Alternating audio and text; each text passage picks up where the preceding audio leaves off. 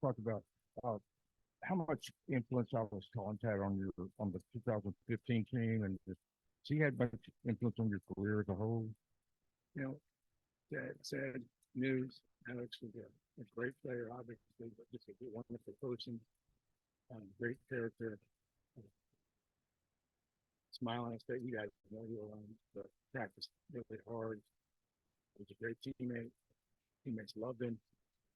Um, came to work every day. Was super competitive. That's what I loved about him. He just, the bigger the moments the year I was here with him, the better he played. Rushed from the 1,600 yards that year, and just did a tremendous job as a player, but as a person. And what a great young man! It was fun to be around, fun to coach, and it's just heartbreaking.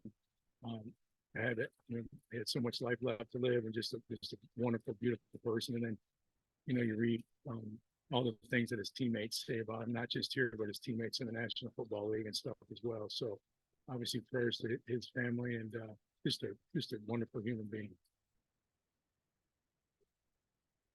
You see in the country, but how are you feeling about the guys behind him? Are they progressing along as well? Yeah, we got a good group. These guys work really hard. Jacoby and Cade Thornton and Malachi. They all come to work every day. They got blue collar mentality. This is we grind it out, so we meet a lot and everything this time of year. And these guys are great note takers and listeners, and it's a really well-rounded room. We got some young guys in the room. Riker Acepo's in there with us too, and then we got some elder statesmen with Cade and KJ. So it's a really well-rounded room. It's a very talented room. But the thing I've been most impressed about is the amount of respect they have for one another. These guys are not in any way,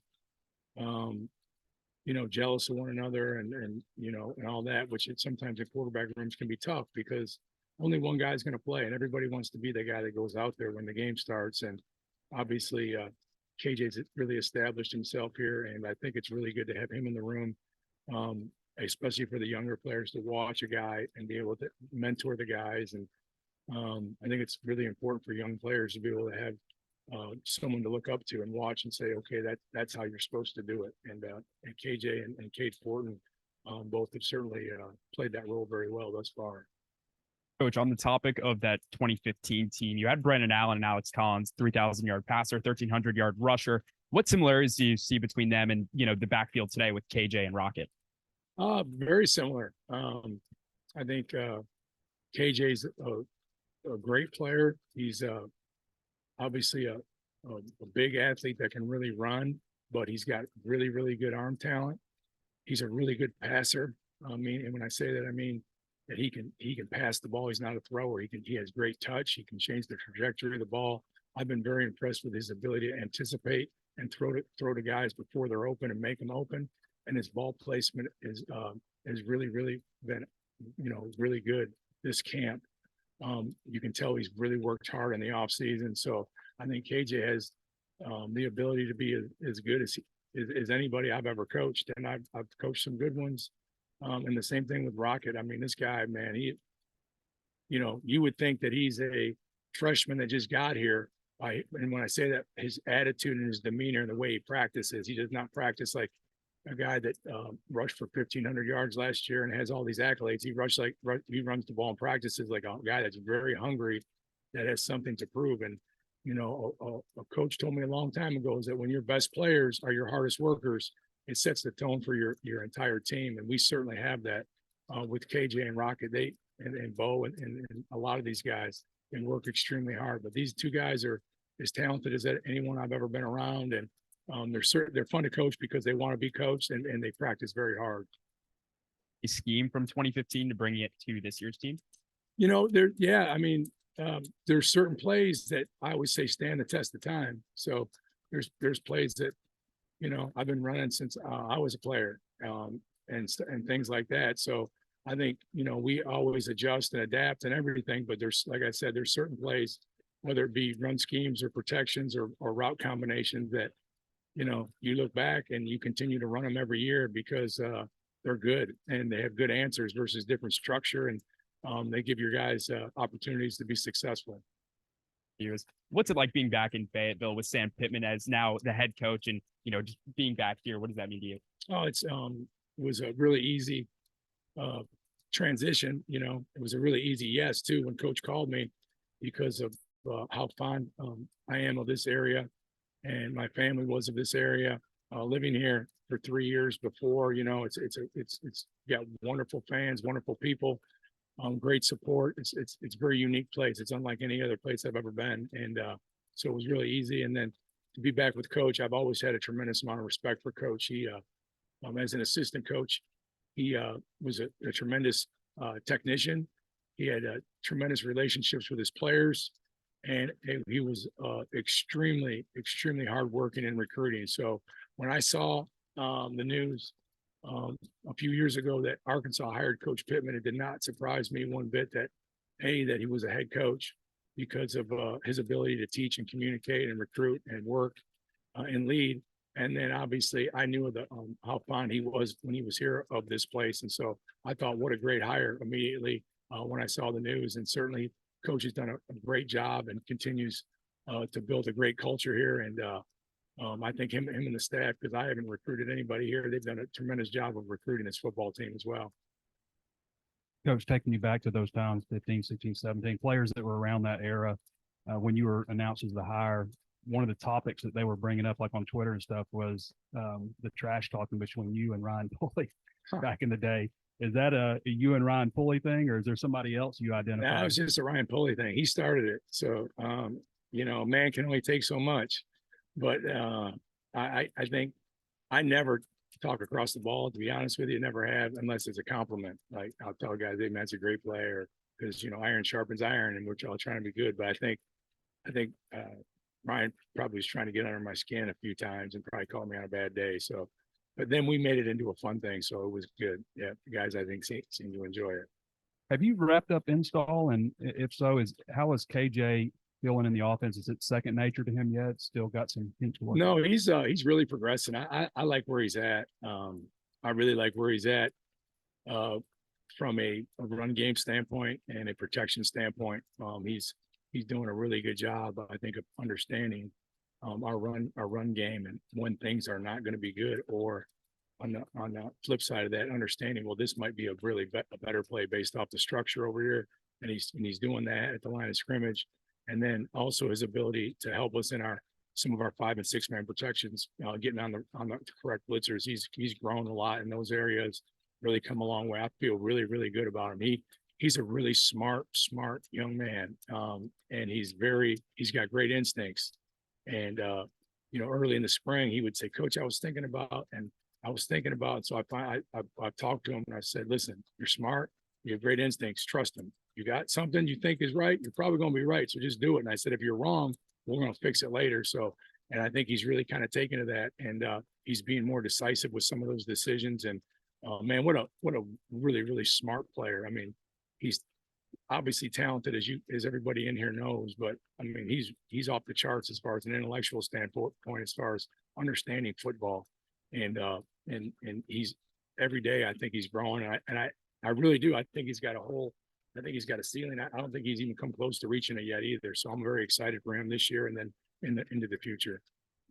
Finishing up on that, where were you with install? Did you get it done early this week? And what's the kind of the focal point heading on? We're now going into kind of like miscellaneous things, if you will, things that wrinkles from different things that we want to do. During camp, things always come up as well. Like you start doing something well, and you go, "Ooh, we might be able to do this off of that." Have complementary plays to your best plays, and so we're still doing that a little bit, but the majority of the install is all through. We got the foundation in of what we're going to do from a run game protection and pass game standpoint. Feel really good about it. And now what we've been doing with the scripts is challenging them now. All right, we got it all in, but now we're changing it. We're doing it today out of this personnel grouping. We're going to do it today out of this formation. We're going to do it today out of this motion or whatever that is. And so we're trying to continue to apply pressure, but in a different way, if you will. On the scrimmage, there was a lot of pressure on the quarterbacks. And then we had the O lineman in here talking about there's so many protections, still trying to iron those out. What was your take on the scrimmage analysis. Yeah, I would agree with that, you know, and I think it's really not any different than any other scrimmage I've been in. You know, these scrimmage situations are different because it's not a game. You know, you're trying to create different situational football in them, and they in my experience, they tend to be very pass heavy because you do a whole series of 2nd and 10, play third, and you do a whole series of 2-minute, you do a whole series of this, and so anyway. I don't think that's unusual that you have protection issues in scrimmages in fall camp. But I know this.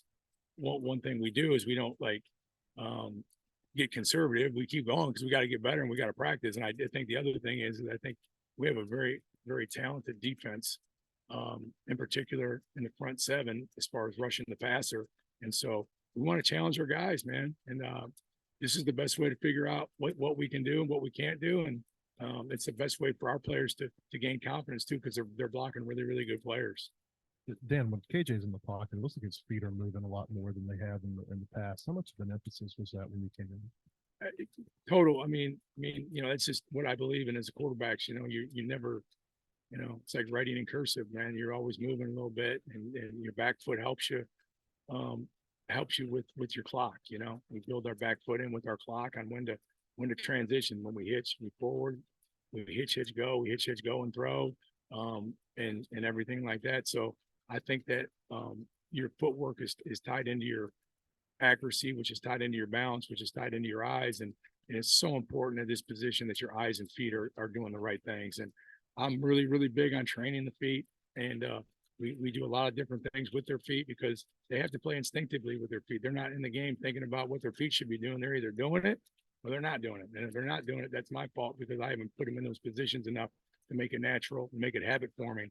So we spend a lot of time working on fundamentals and stuff. And I know this summer we gave those guys a checklist of things to do during the summer on their own. And I could tell as soon as we came back that they had done that. And KJ in particular, man, his pocket posture is very, very good. His eyes are good.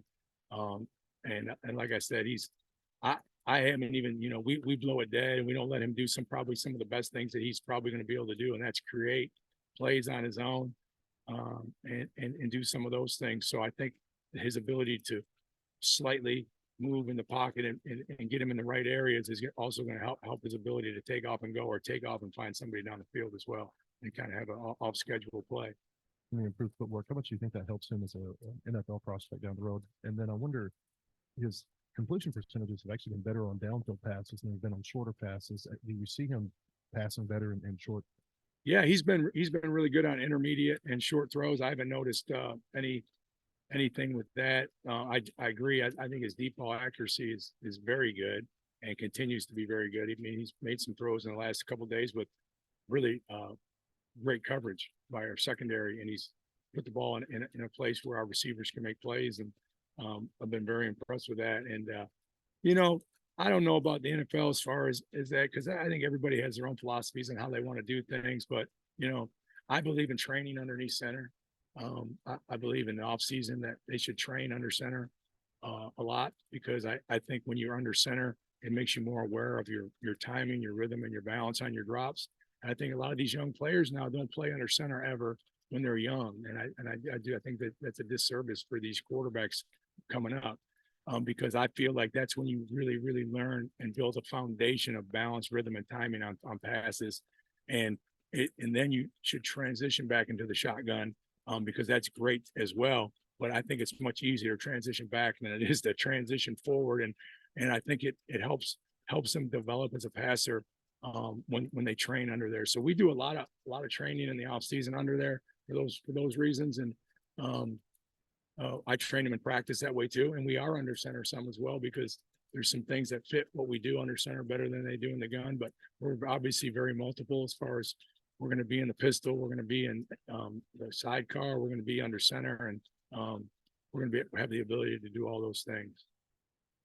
Coach, I think there's been a lot of talk about, you know, KJ, the entire offense just kind of adjusting to your philosophy based off what the offense was last year. But I'm curious, you haven't had really a quarterback that's an athlete like KJ in a while. Are you, what kind of adjustments are you making to kind of maximize him, and how does that work?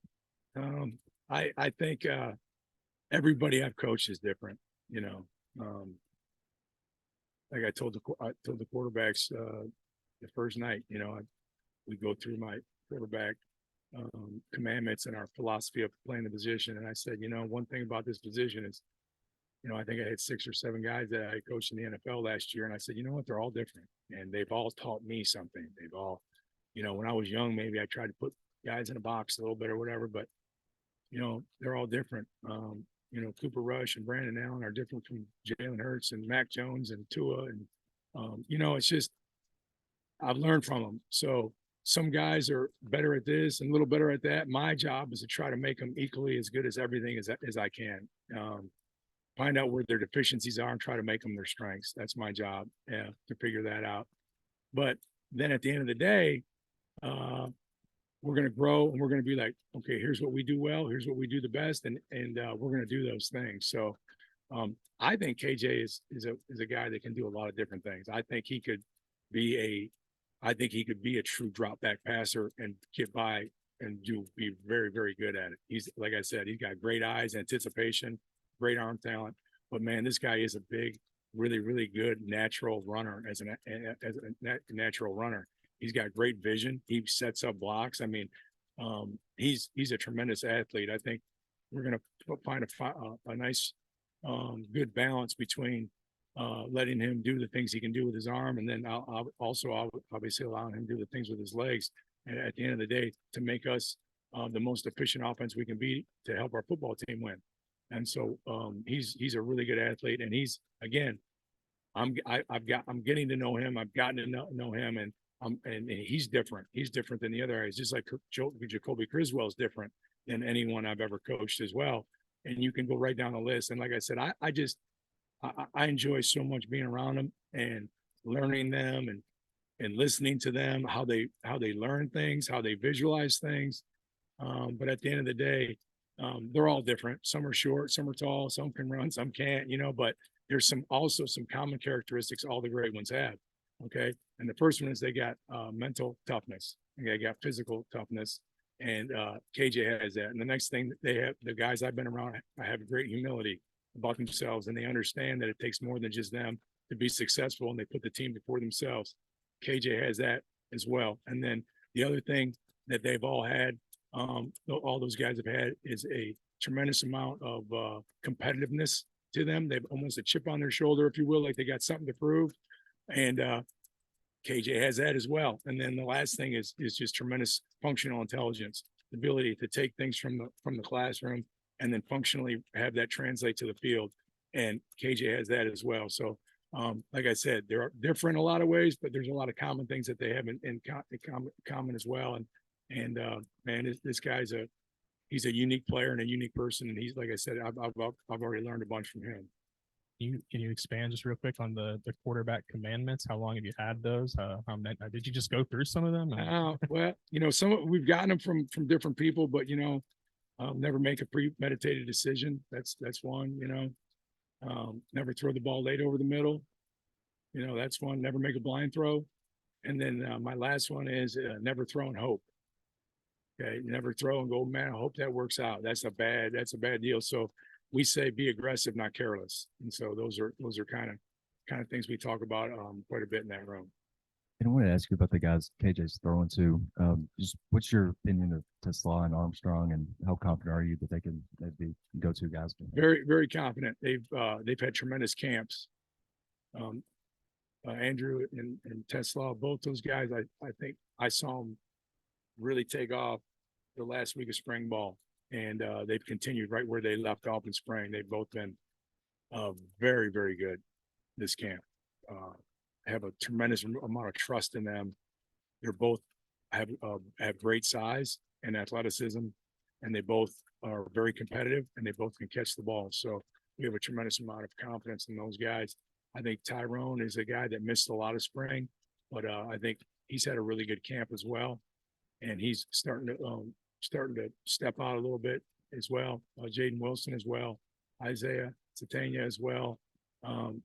Like I said, we've got. I know I'm missing a couple, but we feel like we've got 6, 7, and then we got the 2 freshmen that are playing at a very good level right now. We feel good about that room. I think everybody's really disappointed about Sam's injury.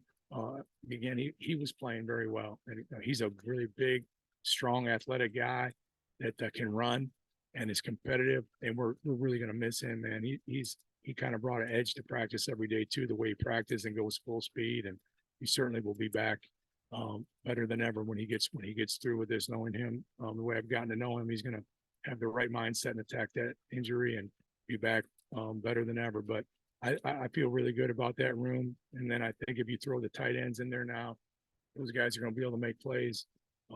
Luke, really, really good.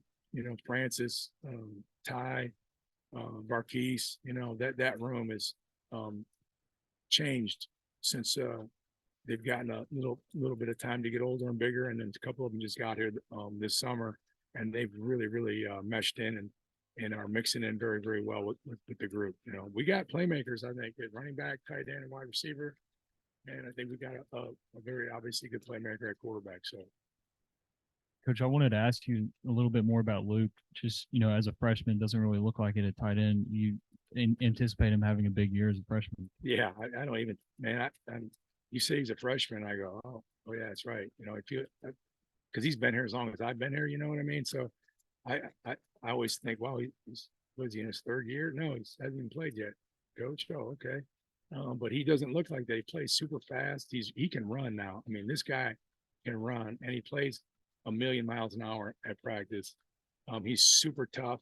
Okay. He was a little light, light in the pencil a little bit, if you will, when he first got here, but he's putting on some weight. He's tougher than nails. He'll really fight you when he tries to block you. And he's gotten his strength levels up and his weight up. So I think he's going to be able to be a good guy in the C area and block the run game the way we think he can. And then in the pass game, he's a total mismatch player. It's like having another wide receiver out there, to be honest with you. And the guy's got a really good feel for running routes. And again, another guy, kind of like Tesla and Andrew, that has really good size. And when the ball goes up, he attacks the football.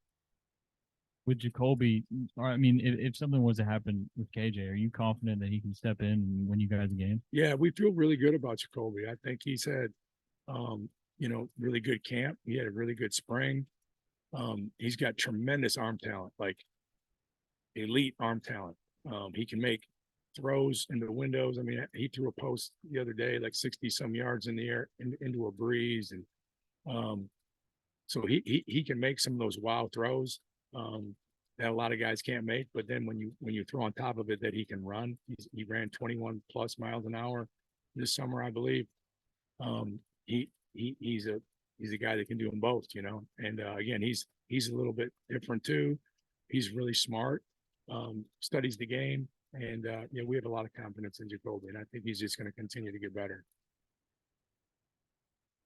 KJ has the second and third highest season efficiency ratings in program history. You know who's number one?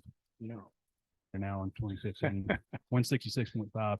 I was curious though, do you have goals like that for KJ? Do you have like a list, like we want this completion percentage or any of that kind of stuff? No, I've never really done that.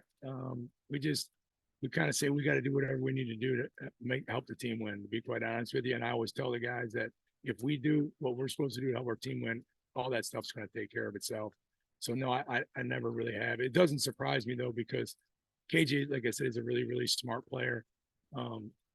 And like Brandon was an extremely smart player as well. And those guys both make really good decisions.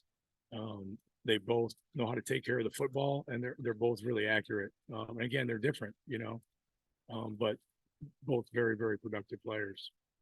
Real quick, just how's the offensive line coming together? Good. We feel really good about them. I think they're playing a lot together now. I think the cohesiveness of the group is getting better.